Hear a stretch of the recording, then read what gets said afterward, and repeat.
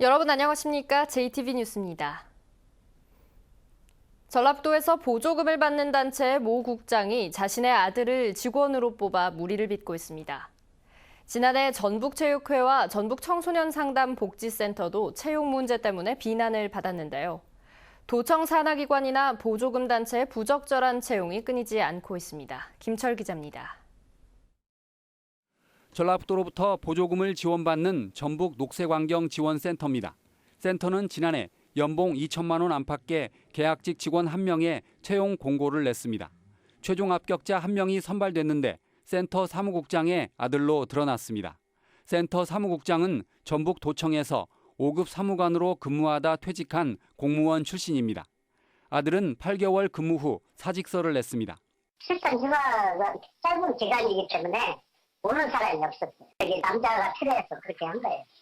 그러나 두 번째 모집의 면접 심사엔 아들을 포함해 모두 5명이 응시했습니다. 따라서 사무국장의 아들이 아닌 다른 응시자를 뽑을 수도 있었지만 합격자는 사무국장의 아들이었습니다. 전북 녹색환경지원센터는 지난해 정부와 자치단체로부터 8억 원을 지원받은 공공단체지만 사무국장이 자신의 아들을 채용하는 도덕 불감증을 보였습니다. 부적절한 채용으로 무리를 빚은 전라북도 기관은 이뿐만이 아닙니다. 산하기관 전북체육회 모 처장의 경우 지난해 부인이 체육회 산하기관 감사로 딸은 관련기관 지도자로 선발돼 따가운 눈총을 샀습니다. 위탁기관인 전북청소년상담복지센터는 자격증이나 경력이 없는 사람을 채용했다가 감사에 적발되기도 했습니다. 최악의 취업난을 겪는 만큼 채용 절차는 공정하고 투명해야 합니다. 그러나 전라북도 산하기관과 보조금 단체는 간부의 가족을 채용하거나 미자격자를 선발하는 등 불투명한 시스템을 이어가고 있습니다. JTB 뉴스 김철우입니다. 전북혁신도시로 이전한 한국국토정보공사가 지역본부 통폐합을 추진하고 있습니다. 전북본부가 광주 전남본부로 흡수된다는 말이 나돌면서 전라북도가 강하게 반발하고 있습니다. 송창용 기자가 보도합니다. 대한지적공사에서 이름을 바꾼 한국국토정보공사의 전북본부입니다. 230여 명이 소속돼 12개 지사를 관리하고 있습니다. 최근 전북본부가 광주 전남본부로 흡수 통합된다는 얘기가 나돌고 있습니다. 본사가 추진하는 구조조정의 일환입니다. 전북에 있는 12개 지사도 10개로 줄인다는 소식입니다. 예를 들면 임실과 순창이 통폐합이 되고 나면 주 사무소는 임실이 됩니다. 그러면 순창 지역에 살고 있는 우리 지역 주민들은 임실에 가서 상담을 받고. 전라북도는 전북본부가 광주 전남본부로 흡수 통합되면 전북 인구가 유출되고 도미 물편이 커질 것이라며 강하게 반발하고 나섰습니다. 특히 공공기관과 행정기관의 호남본부 49곳 가운데 45곳이 광주 전남에 몰린 상황에서 국토정보공사 전북본부마저 통폐합되면 전북 소외와 광주 전남 집중 현상은 더욱 심화될 것이라고 주장했습니다. 전북이 홀대받아서는 안 된다 앞으로도. 그래서 이번에 지적공사만큼은 반드시 전라북도 지역본부가 존치돼야 된다 하는 입장입니다. 국토정보공사는 정부의 공공기관 구조조정 계획에 따라 내년 초까지 12개 지역본부를 8개로 줄이기로 했지만 통폐합 본부가 아직 결정되지 않았다고 밝혔습니다. 특정 어느 본부를 우선 검토하겠다라는 이런 기준이 현재 마련되어 있지 않은 거고요. 네, 이 문제는 저희가 향후에 전체적인 운영 기준을 마련해서 안을 정해 나갈 계획입니다. 그동안 전북에서는 익산지방국토관리청과 한국은행 전북본부, 전주기상지청 등의 통폐합 방안을 두고 홍역을 치렀습니다. 공공기관의 지역본부 통폐합 계획이 다시 불거지면서 전북 홀대에 관한 논란이 더욱 커질 것으로 보입니다. JTB 뉴스 송창용입니다. 어민들이 군산 비흥항에서 서해에서 이뤄지는 골재 채취 중단을 촉구하는 해상 시위를 가졌습니다. 골재 채취로 바다 생태계가 파괴돼 생존권을 심각하게 위협받고 있다며 목소리를 높였습니다. 김진형 기자입니다.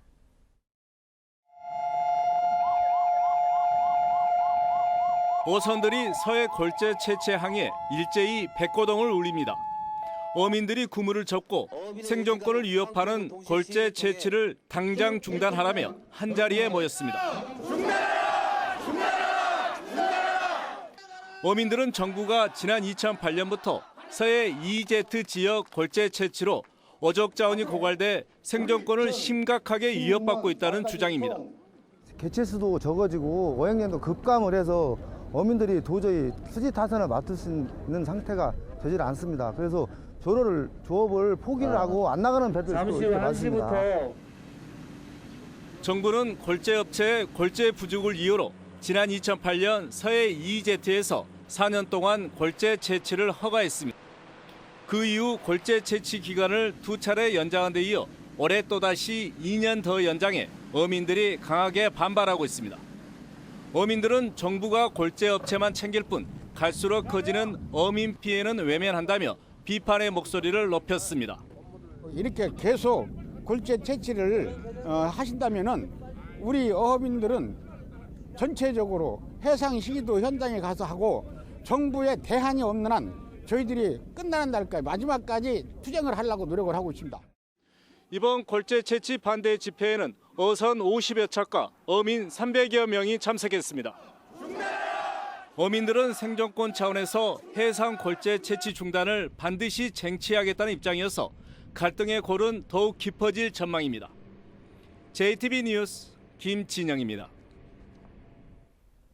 전주 종합경기장 이전 사업은 지난해 정부의 투자 심사를 통과하지 못해 제동이 걸렸습니다. 올해도 이 문턱을 넘지 못한 채 장기 표류할 수 있다는 우려가 커지고 있습니다. 권대성 기자가 보도합니다. 전주 종합경기장을 옮길 터인 월드컵 경기장 주변입니다. 전주시는 공사기간을 줄이겠다면서 지난해 흙을 쌓는 성토 작업을 60%까지 마쳤습니다. 하지만 지난해 11월 행정자치부가 이전 사업 투자 심사에서 재검토 결정을 내려 제동이 걸렸습니다. 전주시는 당시만 해도 1년에 4차례인 투자 심사의 첫 심사인 올해 2월 심사 통과를 자신했습니다. 12월 달에 전라북도를 경우해서 1월 달에 행자부에 제출하면 2월 28일 날 다시 재심사를 받을 수 있도록 그렇게 추진하겠습니다. 하지만 2월은 물론 오는 5월 투자 심사도 신청조차 못한 채 무산됐습니다.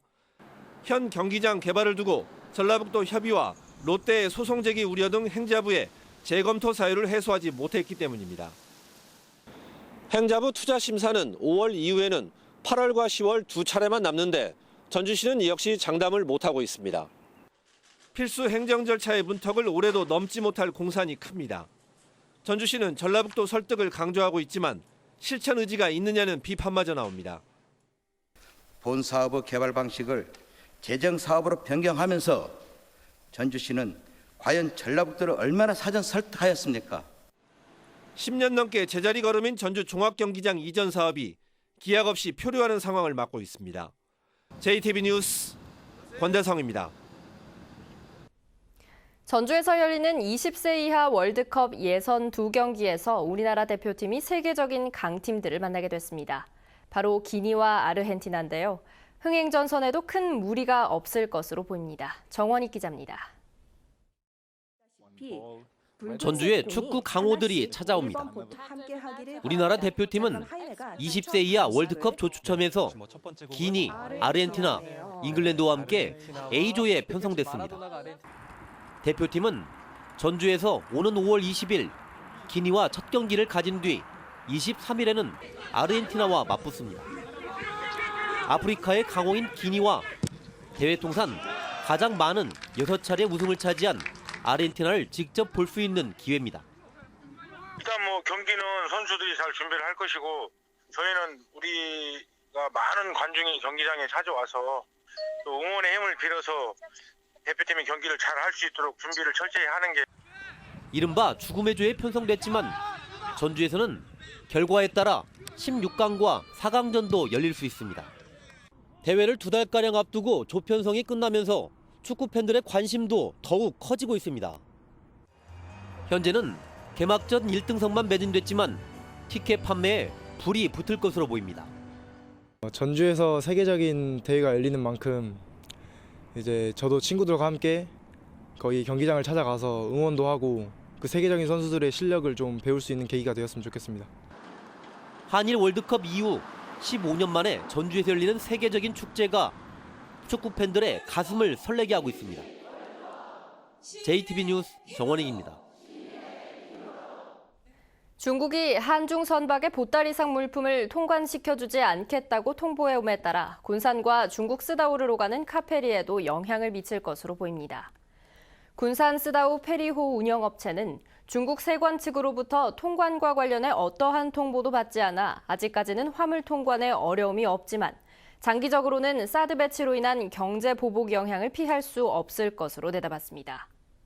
군산과 중국 쓰다오 항로는 일주일에 3차례 운항하고 있습니다. 국민의당 전북도당이 다음 달 보궐선거에 출마할 전주시 서신동 도의원 후보를 뽑는 과정에서 이중당적에 따른 불법 논란이 제기됐습니다. 국민의당은 도의원 경선에 나설 후보들이 5일 동안 당원을 모은 뒤 선거인단을 구성하도록 했는데 새로 모집하는 당원의 경우 당비를 납부하지 않아도 된다고 규정했습니다. 국민의당 경선에 도전하는 조형철 후보는 후보들의 지나친 당원 모집 경쟁으로 민주당 당원들이 국민의당 경선 후보를 뽑는 웃지 못할 일이 벌어질 수 있다며 이런 이중당적은 불법이라고 주장했습니다. 조 후보는 또 무리한 선거인단 확보가 탈법은 물론 금권 선거를 부추긴다며 경선 방식의 변경을 촉구했습니다. 전북은 오늘 대체로 맑겠습니다. 낮 최고 기온은 전주 13도 등 11도에서 13도의 분포로 어제와 비슷하겠습니다. 미세먼지 농도는 보통 수준을 보이겠습니다. 현재 전주와 남원, 임실, 순창 등 4개 시군에는 건조주의보가 내려져 있습니다.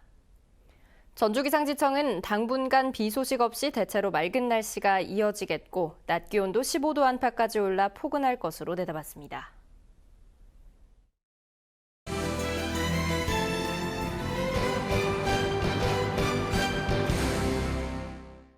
음식물 쓰레기로 바이오가스를 생산하는 처리 시설이 오는 6월부터 본격적으로 가동됩니다. 이번에 준공된 남원 음식물 쓰레기 처리 시설은 하루 20톤의 쓰레기를 처리해 연간 3억 원의 예산을 절감할 수 있고 처리 과정에서 발생하는 바이오가스는 하수 처리장 가온용 보일러 등의 에너지로 사용됩니다. 노인 자살을 예방하기 위해 순창군이 전북 광역정신건강증진센터와 업무 협약을 맺고 정신건강증진 서비스를 실시하기로 했습니다. 정신건강증진센터는 방문조사로 자살 고위험군을 선별해 매월 2차례씩 방문 상담을 진행하고 치료 프로그램에 참여시킬 계획입니다. 진안시장이 중소기업청이 추진하는 골목형 시장 육성 사업에 선정됐습니다. 진안군은 4억 8천만 원을 지원받아 내년까지 고객 쉼터와 흑돼지 특화 골목, 주말시장 인프라를 구축해 관광명소로 가꿔 나갈 계획입니다. 고품질 원예작물 생산을 위해 장수군이 다음 달부터 사과와 토마토, 오이, 고추 생산 농가에 기능성 클로렐라 30톤을 무상으로 보급합니다. 장수군 농업기술센터는 클로렐라를 농작물에 살포하면 생산량 증대와 당도 향상, 생육 촉진, 병충해 방제 등의 효과가 있다고 밝혔습니다.